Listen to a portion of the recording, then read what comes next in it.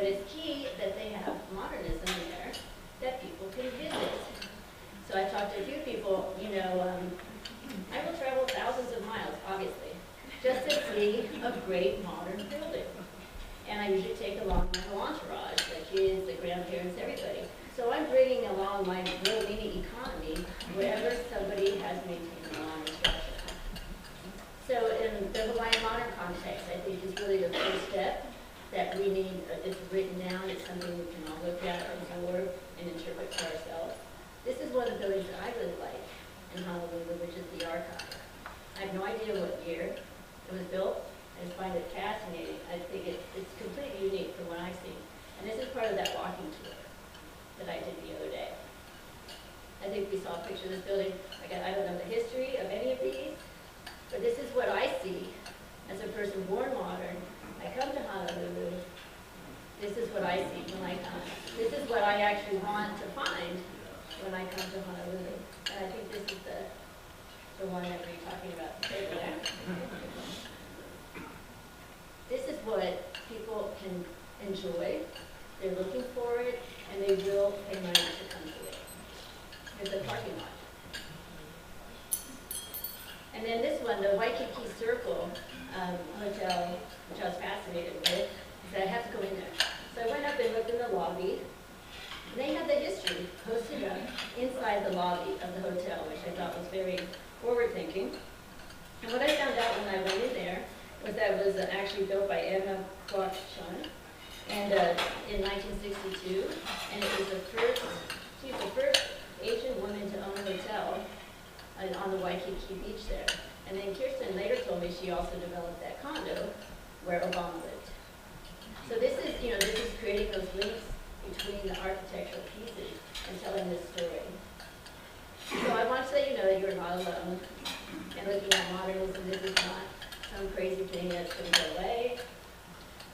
We've, at the National Trust and on my own, we've been everywhere looking at this. Obviously, Miami is a big market, but this modernist architecture comes of age is in Vermont. There's a whole architectural modern symposium in Vermont. They have beautiful modernism. It's just not, doesn't come out and scream at you. It's hiding behind the bushes. You have to look for it. In Tulsa, there's a huge movement in Tulsa to save the modern. Even in Utah. I work with people in Utah. And then, as Kirsten mentioned, the World Monuments Fund is working on this, and also the International Council on Monuments and Sites. So also, let's go back to 1966 just for one more minute. With Heritage So Rich is a book that was published that year by the National Trust for Historic Preservation. It has many interesting essays, and if anyone's, you should read it if you haven't read it. There is an essay by Lady Bird Johnson in there that I'll read here over there. The buildings which express our national heritage are not simply interesting.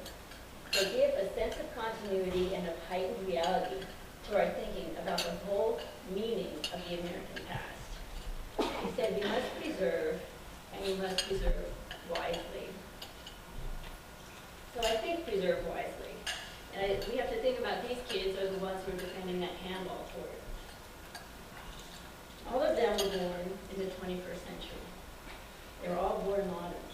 So when we do think preserve wisely, we need to think ahead and proactively work to incorporate, honor, and respect the history and perspective of each of these generations. Thank you.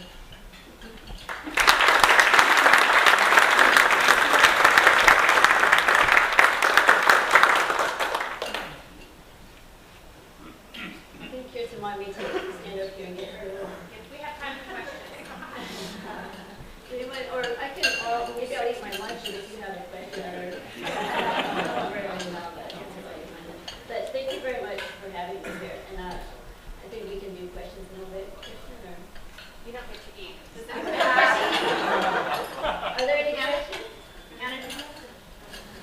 If anyone gets an opportunity to see us demonstrate this 3D documentation and modeling, it's fabulous. It's very cutting edge and really exciting, actually.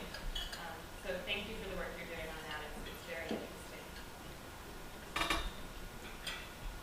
Could you to be able to decide the column code here. Oh, sorry, it's an oddly shaped room. Dennis Hirota was mentioning some work they're doing at San Hirota Inc. that uses 3D modeling and computer imaging to basically document the I guess any site, but that they're focusing on historic properties and buildings. And I was fortunate enough to see a demonstration of this technology, and the level of detail and accuracy is absolutely phenomenal. And I think, we've talked about taking the next level, going from HAB's care, HAL's documentation, and using something like that that's really digitally based and gets to a level of detail that you can't get otherwise. So actually on your evaluation forms, if that's the sort of thing you'd be interested in seeing, make a note of that and perhaps we can work something out to showcase that at another time.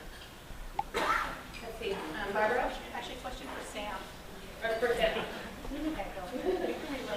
I'm just wondering who is funding that and how accessible will that information be?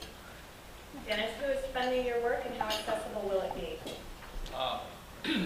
Currently, we are doing some work for the city, but that will not be accessible to the public.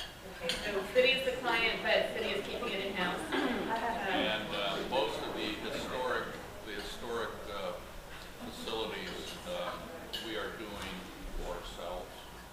So I'm interested in churches, primarily where my grandparents attended, and the other, we have the equipment here in town, and I own the equipment, so I can go and do whatever I want to do, pretty much. Do you have business cards if you want to talk to you about one? I have a few. Barbara, you'll find it. Other questions, comments? Well, I'd like to thank Christine again for her thoughtful and insightful comments, and thank you.